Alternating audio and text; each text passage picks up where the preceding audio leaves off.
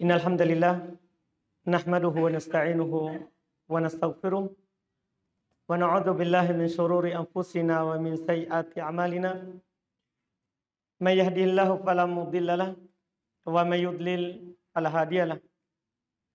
Asyhadu an la ilaha illallah wahdahu la syarikalah wa asyhadu anna Muhammadan abduhu wa rasuluh. Sallallahu alaihi wa ala alihi wa ashabihi wa man tabi'ahum bi ihsan ila yaumiddin, amma ba'd. Kaum muslimin jamaah salat maghrib rahimani wa rahmakumullah. Alhamdulillah, kita lanjutkan di malam hari ini kajian fikih dengan membaca kitab Umdatul Fiqhi yang ditulis oleh Al-Imam Ibn Qudamah Al-Maqdisi rahimahullahu ta'ala. Kita masih di pembahasan sholat sunnah. Selesai di pertemuan yang lalu pembahasan sholat sunnah yang rawatib. Sekarang kita masuk di pembahasan sholat sunnah yang kedua. Kata beliau rahimahullah, asani al-witru. Yang kedua ada namanya sholat sunnah witir. Sholat sunnah witir ini adalah sholat sunnah yang sangat dianjurkan di dalam syariat kita. Bahkan Nabi kita Muhammad SAW belum tidak pernah meninggalkannya saat safar ataupun mukim. Dan karena Nabi tidak pernah meninggalkannya dari sholat sunnah yang beliau lakukan, sebagian ulama mengatakan sholat sunnah witir ini adalah wajib. Adalah wajib. Tapi mayoritas mengatakan sunnah tidak wajib. Karena pernah seorang Arab pedalaman datang kepada Nabi Shallallahu Alaihi Wasallam menanyakan yang wajib atasnya dari sholat. Beliau katakan sholat 5 waktu sehari semalam. Duhur, asar, maghrib, isya, subuh. Itu wajib. Terus dia bertanya lagi, hal alayya ghairuha? Apakah ada yang wajib dari sholat selain itu? Iya, kalau itu kan dimaklumi, turun dari langit. Nabi langsung terima di langit. Itu kewajiban sholat 5 waktu. Tapi orang ini bertanya, apakah ada yang wajib selain sholat 5 waktu bagi saya? Kata Nabi, la illa antatawwa'a. Tidak, kecuali kamu mau melakukan yang sunnah. Ini dalil yang dipakai oleh mayoritas ulama fikih bahwa sholat selain sholat 5 waktu, apapun itu dari sholat sunnah, hukumnya adalah sunnah. Paling tingginya adalah witir, ini adalah sunnah muakkadah kata mereka. Sunnah yang sangat dianjurkan. Sunnah yang sangat dianjurkan. Kemudian disebutkan setelah itu oleh penulis waktunya. Dan nanti akan disebutkan jumlah rakaatnya. Kata beliau, waktu sholat witir ma bainal isya wal fajar.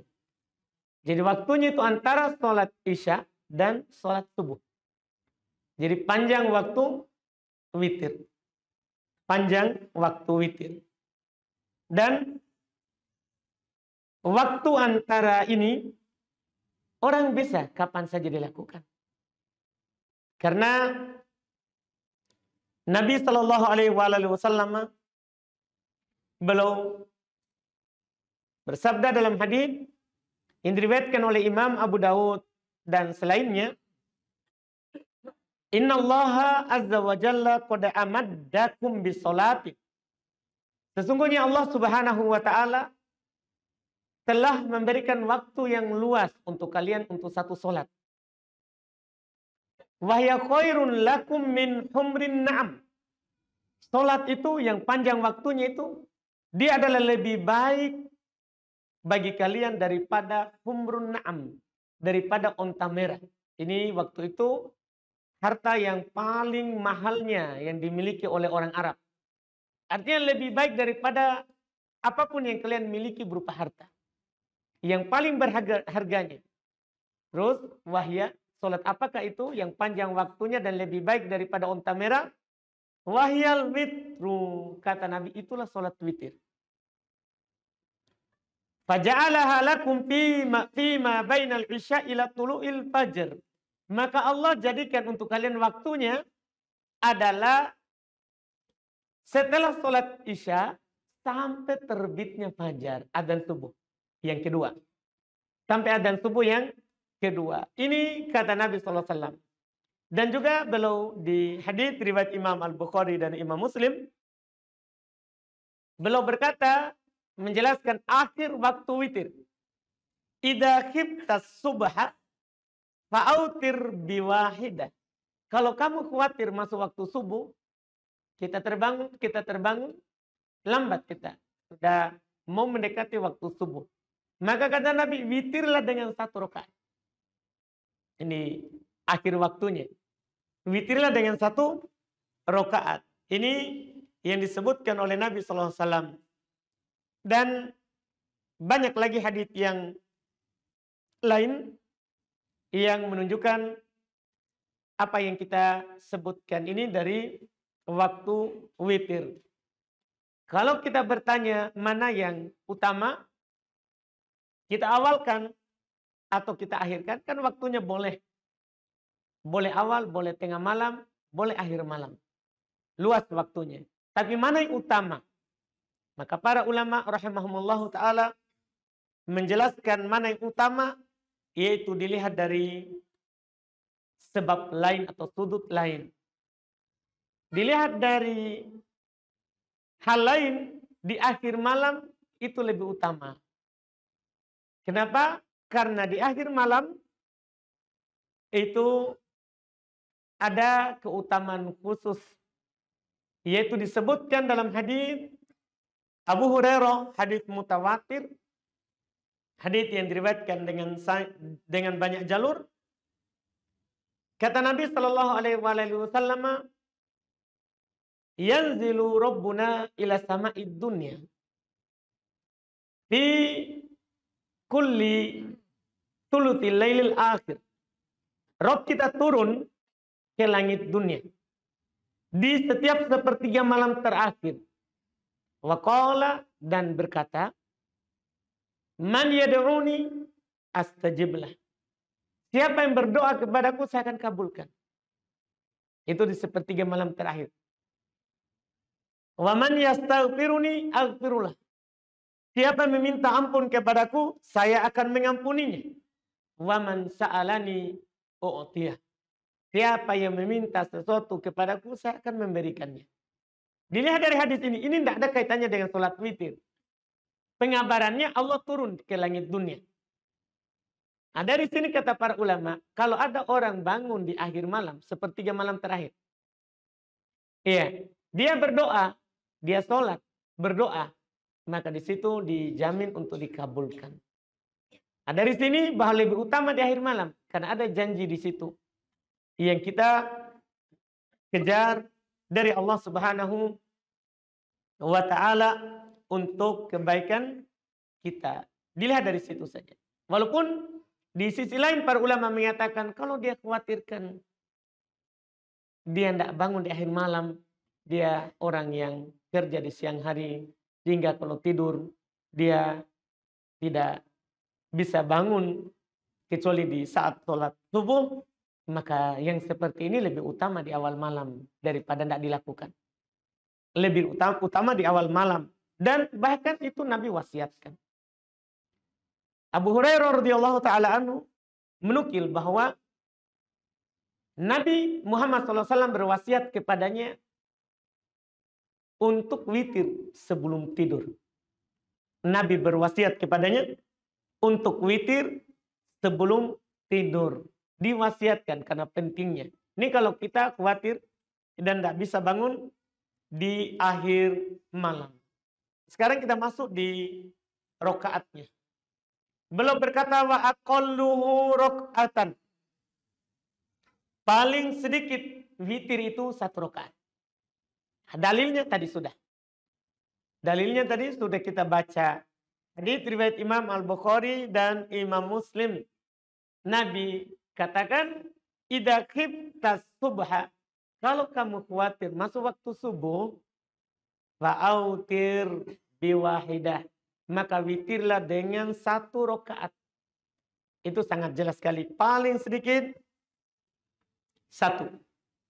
Wa aksaruhu 11 rakaatan. Dan paling banyaknya witir itu 11 rakaat. Berarti ini genap nanti dengan sholat malamnya kan. Kan sholat malam 222 ya sampai 11 atau sampai 13. Nanti sebentar akan kita sebutkan dalilnya. Jadi kata beliau paling banyaknya witir itu 11 rakaat. Boleh.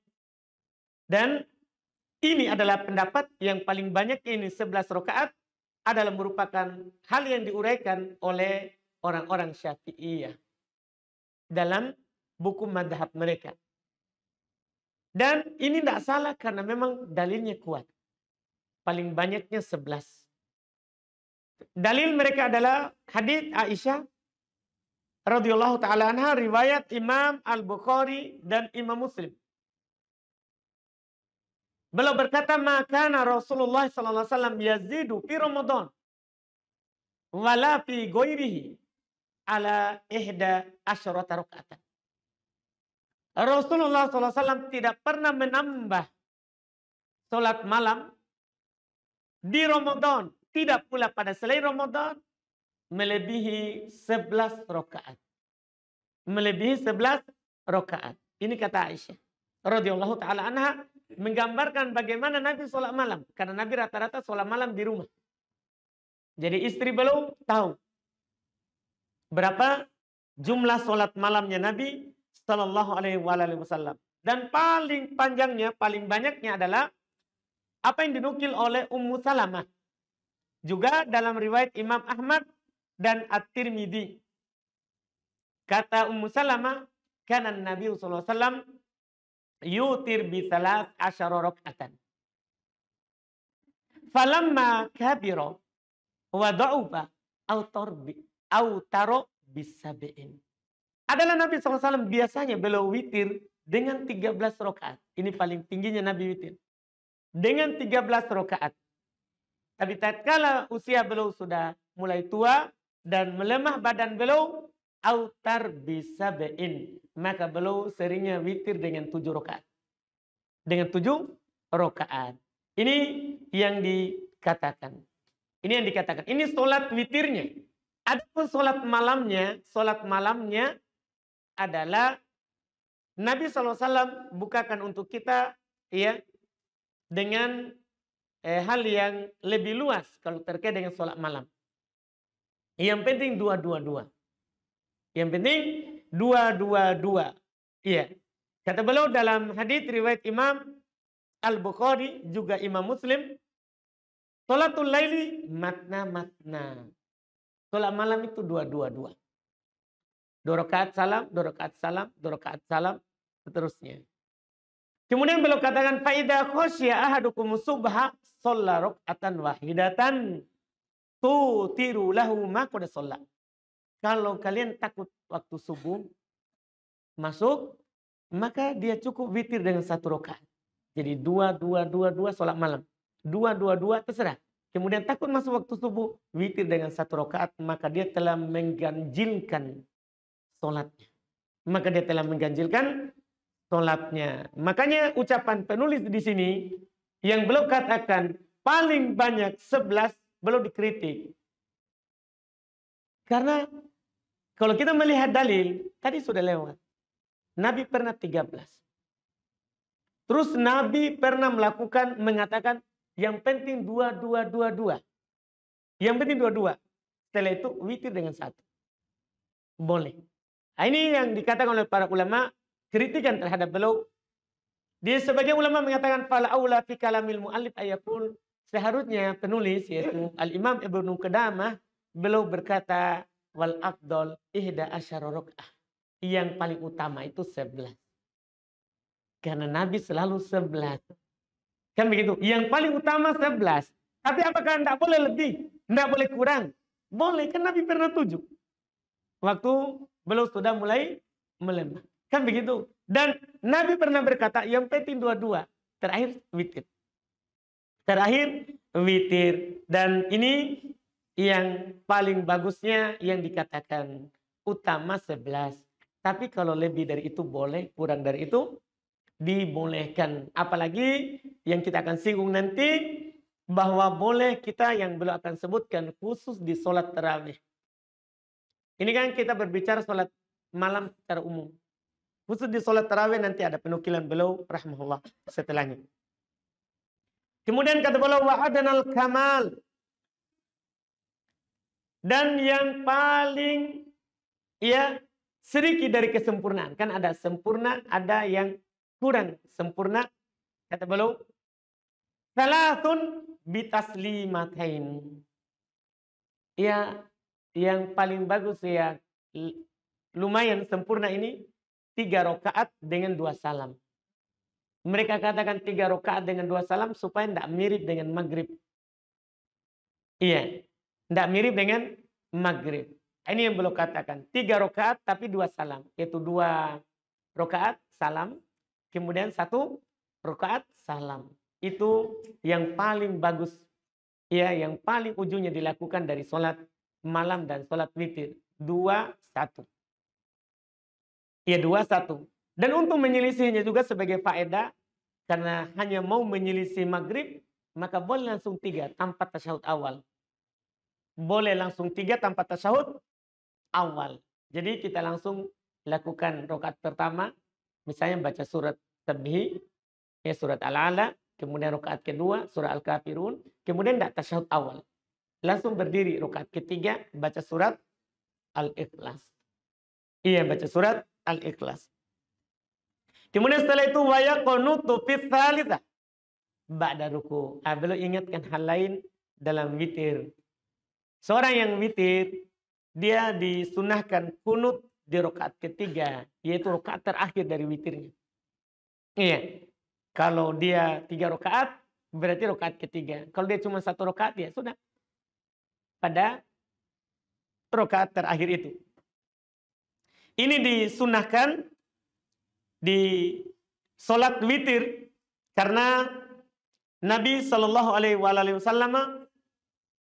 dinukil ya dalam buku-buku madhab seperti madhabnya Imam Ahmad, ya. Demikian pula dalam buku madhab yang lain disebut bahwa telah tetap bahwa Nabi SAW pernah melakukan kunut. Melakukan kunut di sholat apa? Witir. Melakukan kunut di sholat witir. Dan ini secara umum. Walaupun dalam madhab Malikiyah, dalam madhab Malikiyah makruh katanya kunut di witir.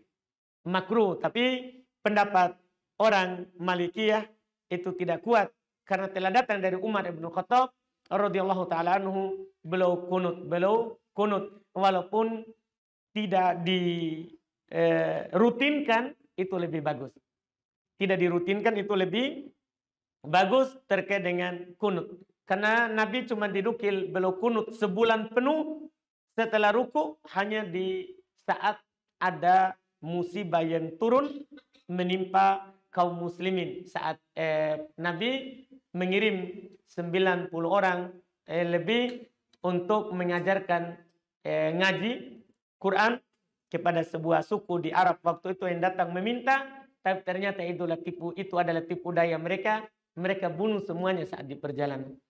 Maka Nabi SAW kunut sebulan sampai turun Al-Quran yang melarangnya untuk berhenti untuk kunut, mendoakan mereka. Jadi setelah itu tidak dinukil Nabi merutinkannya. Makanya para ulama mengatakan kunut itu tidak dirutinkan.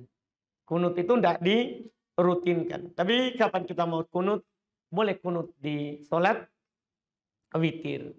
Kemudian beliau berkata setelah itu, ya, terkait dengan sholat sunnah lagi, tapi mungkin tidak cukup ya kita ambil. Yang ketiga, sholat sunnah mutlak. Sholat sunnah mutlak. Adapun sholat tarawih, nanti beliau akan singgung di pembahasan sholat sunnah mutlak. Masih cukup waktu? Masih banyak? Alhamdulillah. Kita masuk. Asal itu yang ketiga, at-tatawwu mutlak. Ada namanya sholat sunnah mutlak. Sholat sunnah mutlak ini dinamakan sholat sunnah mutlak karena tidak ada sebab dan ya tidak ada hal yang mengkhususkan waktunya. Iya. Kan misalnya sholat sunnah wudhu karena wudhu. Sholat sunnah masuk masjid karena masuk masjid. Iya. Sholat sunnah rawatib ya ada waktu khusus sebelum sholat, setelah sholat. Kalau mutlak tidak terikat dengan waktu khusus. Tidak terikat dengan waktu khusus. Dan disebutkan sholat sunnah mutlak ini boleh dilakukan kapan saja ya seorang hamba itu mau, kecuali di waktu-waktu terlarang. Di waktu terlarang. Yang nanti juga penulis akan sebutkan itu waktu terlarang, insya Allah waktu terlarang sholat. Intinya waktu terlarang itu adalah setelah sholat subuh, setelah sholat asar, ya, dan sebelum sholat duhur, sebelum masuk waktu duhur. Itu di 3 waktu pokok. Sebelum adzan duhur, saat matahari di atas kepala kita, setelah sholat asar, setelah sholat subuh. Itu 3 pokok waktu. Kemudian setelah sholat asar, ada waktu tambahan yaitu saat matahari turun. Saat matahari turun di permukaan bumi, di permukaan laut. Itu juga waktu terlarang. Demikian pula setelah subuh, di saat matahari naik. Pada saat matahari naik di atas permukaan laut, itu tidak boleh kecuali setelah meningginya. Itu masuk dalam setelah sholat subuh dan setelah sholat asar. Ini tidak boleh dilakukan sholat sunnah mutlak. Kemudian beliau berkata, wa tatawwu'ul laili afdal min tatawwu'in nahar. Masya Allah. Sholat sunnah yang dilakukan di malam hari itu lebih utama daripada sholat sunnah yang dilakukan di siang hari. Ini secara umum. Sholat sunnah yang di malam hari itu lebih utama daripada sholat sunnah yang di siang hari. Kata Nabi SAW dalam hadis riwayat Imam Muslim, afdhalus sholati ba'dal faridati sholatul lail. Sholat yang paling utama setelah sholat sunnah, setelah sholat wajib adalah sholat malam. Sholat malam. Demikian pula Nabi SAW juga bersabda, wa ahabbus sholat ilallah sholatu Daud alaihissalam. Sholat yang paling dicintai oleh Allah, sholatnya Nabi Daud. Gimana itu? Kana yanamu nisfal lail wa yakumu thulatahu wa yanamu sudusahu. Adalah Daud kalau beliau sholat malam, dia biasanya tidur separuh malam. Ya, kemudian beliau berdiri sholat sepertiga malam. Kemudian beliau lagi tidur 1/6 malam. Ini sholatnya Nabi Daud. Dia itu disebutkan malam hari. Bukan sholat 1 malam penuh. Tapi beliau sudah tengah malam bangun. Sholat sepertiga dan beliau tidur lagi 1/6. 1/6. Iya. Ini yang disebutkan ya oleh Nabi kita Muhammad SAW untuk menunjukkan benarnya yang diucapkan oleh beliau tadi. Kemudian beliau katakan, wan nisful akhir afdol minal awal. Pertengahan terakhir itu lebih utama dari pertengahan pertama. Kan kalau dibagi 2 berarti ada 1/2 malam pertama, ada 1/2 malam terakhir. 1/2 malam terakhir itu lebih utama daripada awal. Dalilnya tadi kita sudah sebutkan bahwa Allah Subhanahu wa taala Rabb kita turun di 1/3 malam terakhir. Makanya di situ 1/2 terakhir lebih utama. Kemudian beliau berkata sholatul laili matna. Kita sudah singgung tadi. Sholat malam itu 2-2. Dalil sudah kita sebutkan. Sholat malam itu 2-2. Kemudian beliau juga singgung. Wa sholatul qa'id alan nisbi min sholatil qa'id. Kan pernah saya katakan kita di pembahasan yang lalu bahwa sholat wajib harus berdiri. Boleh duduk kalau tidak mampu berdiri. Tapi sholat sunnah Walaupun kita mampu berdiri, boleh duduk. Tidak ada masalah. Tapi mana yang utama? Di sini beliau katakan. Sholat dalam keadaan berdiri, itu setengah pahalanya dari orang yang sholat dalam keadaan gimana? Sholatul qaid, sholatnya orang yang duduk. Setengah pahalanya daripada sholatnya orang yang berdiri. Artinya kalau kita berdiri, misalnya dapat seperti yang dikatakan oleh Nabi SAW, 25 sampai 26 derajat. Misalnya dalam sholat. Berarti sholat duduk setengah dari itu. Setengah dari itu. Ini Nabi SAW yang mengatakannya. Kata beliau, man sholat qa'idan. Siapa yang sholat dalam keadaan duduk, falahu nisfu ajril qa'im. Maka untuknya setengah pahala dari orang yang berdiri. Jadi boleh duduk walaupun mampu berdiri. Kalau sholat sunnah. Tapi pahalanya kurang. Tapi pahalanya apa? Kurang. Ini yang beliau sebutkan terkait dengan sholat-sholat sunnah. Setelah itu, beliau akan menyinggung sholat-sholat sunnah yang disunnahkan untuk berjamaah. Di situ baru kita akan dapatkan sholat tarawih. Insya Allah ini di pertemuan akan datang karena kita akan dikasih tahu dan diberikan oleh penulis 3 jenis sholat yang dilakukan dan dianjurkan untuk berjamaah insya Allah di pertemuan yang akan datang.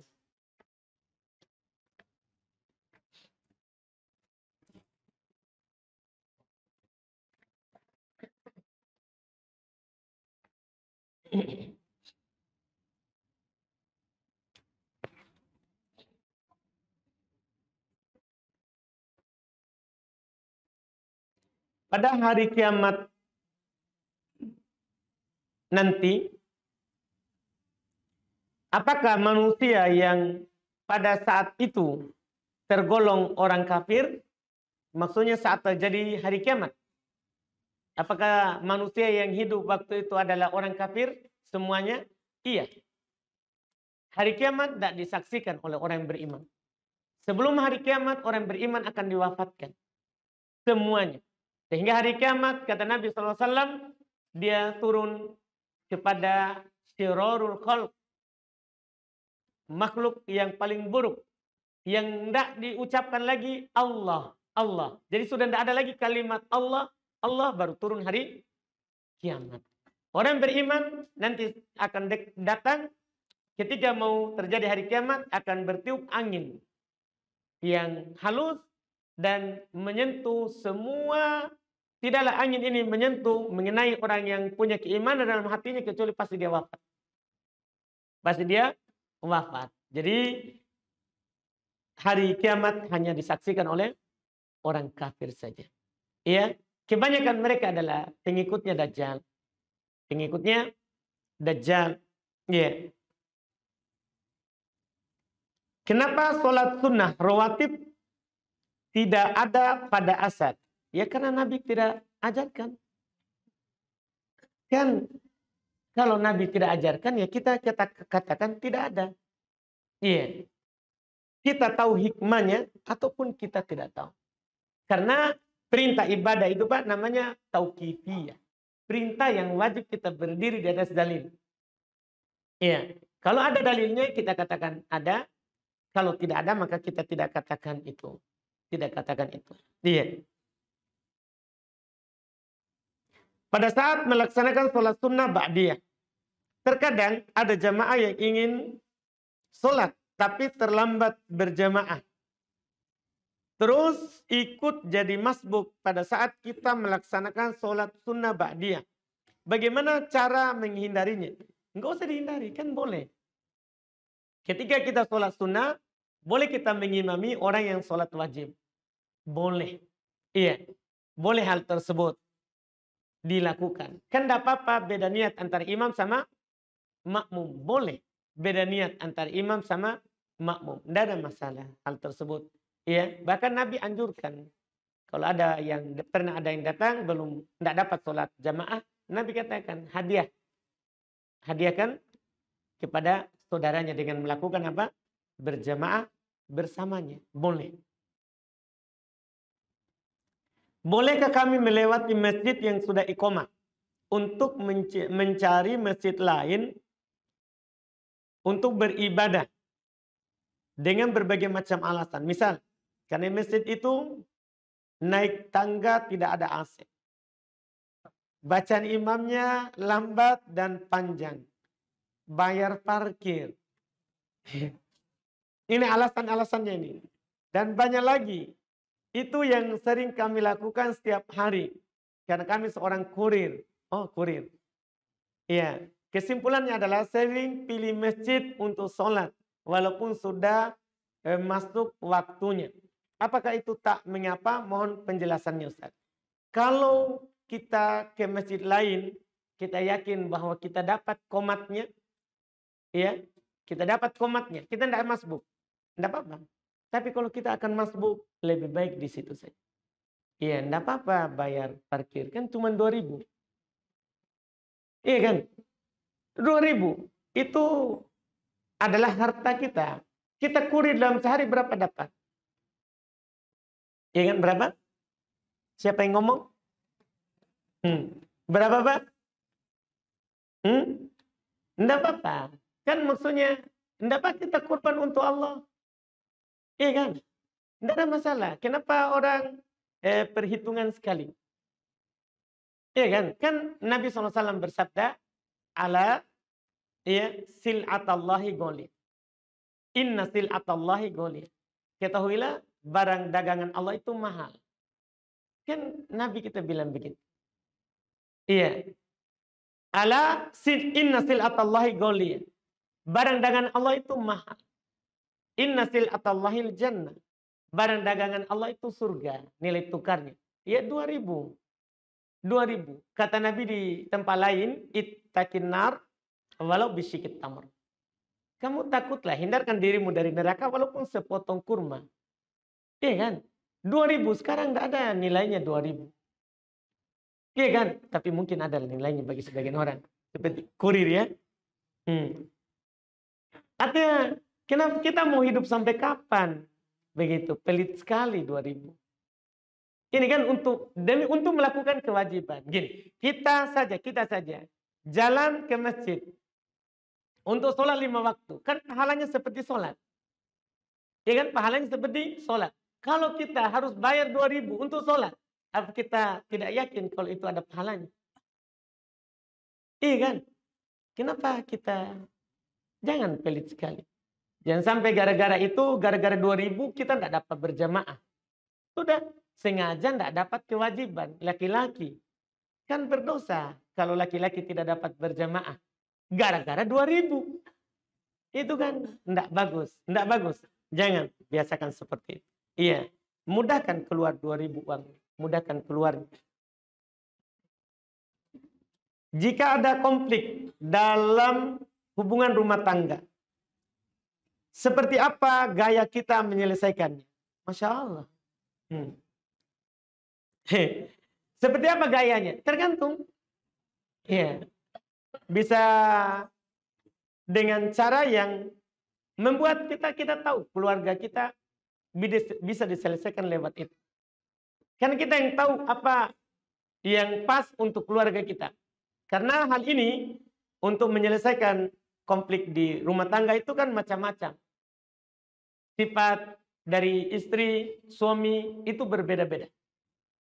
Itu berbeda-beda, tidak sama. Tidak sama. Yang jelas, dalam hal ini Nabi rata-rata cuman berwasiat dengan wasiat umum kalau dalam rumah tangga. Tidak merinci, maksudnya kalau ada begini harus begini, kalau ada begini harus begini. Semua tentang rumah tangga itu wasiat umum. Karena masing-masing orang punya masalah yang berbeda-beda dan karakter yang berbeda-beda. Misal Nabi hanya mengatakan, ya, dalam wasiat beliau istausu bin nisa'i khaira. Nasihatkan kepada perempuan itu dengan baik. Dengan ucapan-ucapan yang baik. Terus Nabi sebutkan alasannya. Innahunna khuliqna min dila'in. Perempuan itu diciptakan dari tulang rusuk. Dan beliau juga jelaskan, yang tulang rusuk yang paling bengkok itu yang paling atasnya.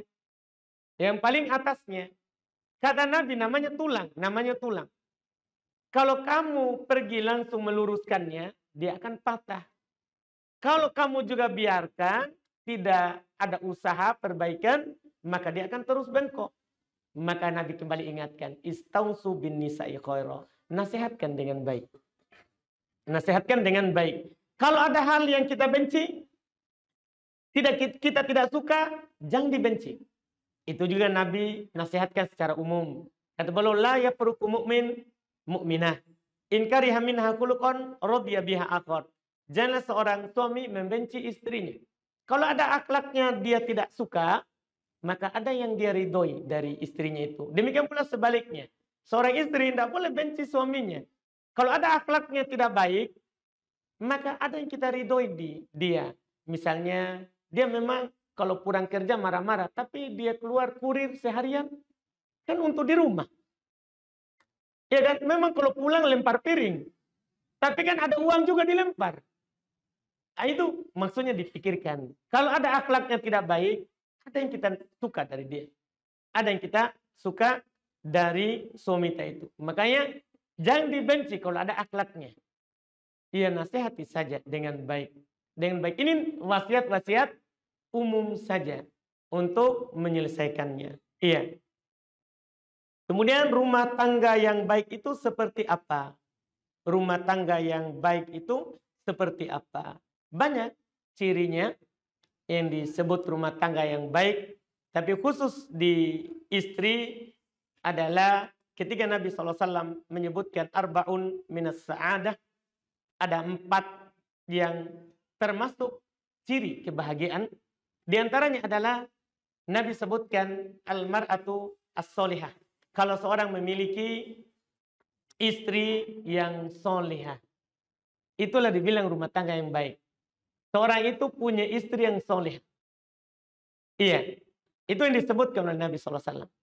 Ya, walaupun beliau juga sebutkan yang lain. Tapi itu kan tidak terkait dengan istri. Beliau sebutkan punya tetangga yang baik. Iya. Terus punya rumah yang luas. Terus punya kendaraan yang bagus. Iya. Terus iya, dia punya apa lagi? Jadi sudah kan beliau sebutkan 4.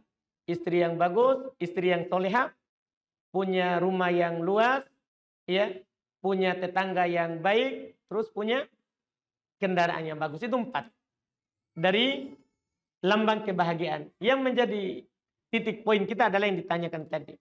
Iya, yang ditanyakan tadi. Istri yang baik, rumah tangga yang baik adalah kalau di dalamnya ada perempuan soleh. Makanya Nabi ketika menyebutkan bahwa perempuan itu dinikahi dengan 4 alasan. 4 alasan. Karena cantik, karena punya keturunan yang bagus, karena kaya, karena agama.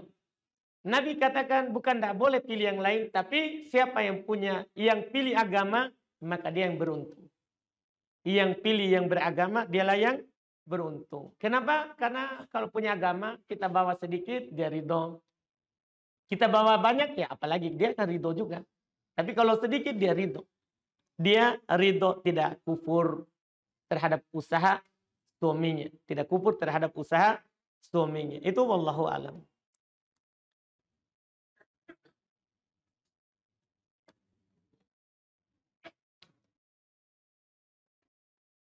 Yang di sini katanya, benarkah ada ulama yang mengatakan isbal jadi mubah dalam keadaan-keadaan tertentu? Lalu bagaimana dengan celana sekolah? Ya, maksudnya tertentu di sini apa? Sebutkan dulu. Ya, yang disebutkan itu tertentunya apa dulu? Karena memang ya dilihat dari hal tersebut tertentunya apa? Tertentunya apa? Jangan dibilang keadaan tertentu saja. Kemudian waktu Jumat lalu, ana mendengar khutbah Jumat dan ada bapak-bapak yang menemani anak ngobrol dan anak cuman mengangguk dan tersenyum. Bagaimana sikap kita ya sebenarnya kalau ada yang mengajak ngobrol? Kita diam saja. Kalau ada yang mengajak ngobrol, kita diam saja. Kita diam saja. Karena kalau kita jawab, maka kita lalai sebagaimana dalam hadis Nabi SAW. Bagaimana jika seorang suami sering keluar kata talak kepada istrinya? Bermudah-mudahan dan sering dan istrinya sementara hamil. Kasihan. Iya. Apakah suaminya tetap bisa menggauli istrinya? Apakah solusi dari pertanyaan saya, Ustaz? Syukron. Masya Allah. Sering keluar kata talak. Iya. Ini perlu antum tahu bahwa talak itu paling dicinta oleh syaitan. Karena syaitan akan berkumpul di kerajaan iblis, pimpinannya, di laut setiap hari. Ada yang mengatakan saya telah membuat dia mencuri, merampok, membunuh. Biasa ditanggapi oleh iblis. Di hadis Nabi SAW. Ya, kalau ada yang bilang saya telah memisahkan seorang dengan suaminya, dengan istrinya. Dia bilang dekatkan dia dari saya. Jadi itu paling disuka oleh iblis. Iya, makanya dia berusaha sekali bagaimana seorang itu mudah mengucapkan apa? Cerai kepada pasangan hidupnya. Kita ingatkan, bertakwalah kepada Allah. Iya, banyak di sana orang mau punya istri tidak bisa karena uang panai banyak, harga lombok naik. Ya kan kita gimana kita enggak bersyukur kepada istri yang kita punya, ya kan? Jangan bermudahan. Iya.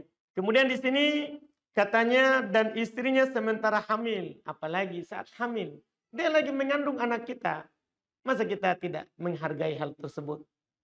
Iya, harus kita hargai orang yang punya jasa kepada kita. Karena kita tidak dikatakan bersyukur kepada Allah kalau tidak berterima kasih kepada manusia. Manusia yang paling berhak kita terima kasih ini. Orang yang rela menanggung beban, sakit, tidak tidur karena kita. Karena kita. Apakah suami tetap bisa menggauli istrinya? Maksudnya tadi yang sudah talak. Tetap bisa. Selama talak 1, talak 2 kan bisa dia gauli istrinya dan itu batal talaknya. Karena talak 1 batal karena dia gauli. Dia datangi istrinya. Demikian pula talak 2 batal dengan dia mendatangi istrinya. Jadi kali 0 kalau orang sudah berhubungan badan setelah dia ucapkan kata talak. Jadi tidak ada lagi yang terjadi talaknya. Apakah solusi dari pertanyaan saya, Ustaz? Solusinya bagi suaminya bersabar. Ya, tidak boleh dia bermudahan dengan hal tersebut. Bagi istri, sabar saja. Iya, kalau dia ucapkan kata talak, peluk saja. Iya. Saya tahu lagi tidak baik perasaannya.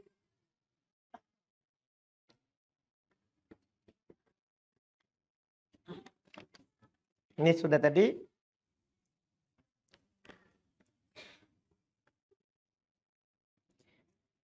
Bagaimana hukum membaca Al-Quran dan terjemahan di aplikasi HP?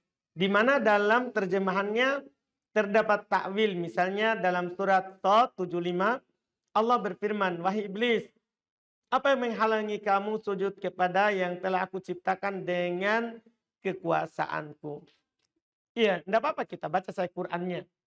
Dalam terjemahannya kalau kita dapat takwil, maksudnya pemalingan makna ayat, ya kita tidak usah percaya.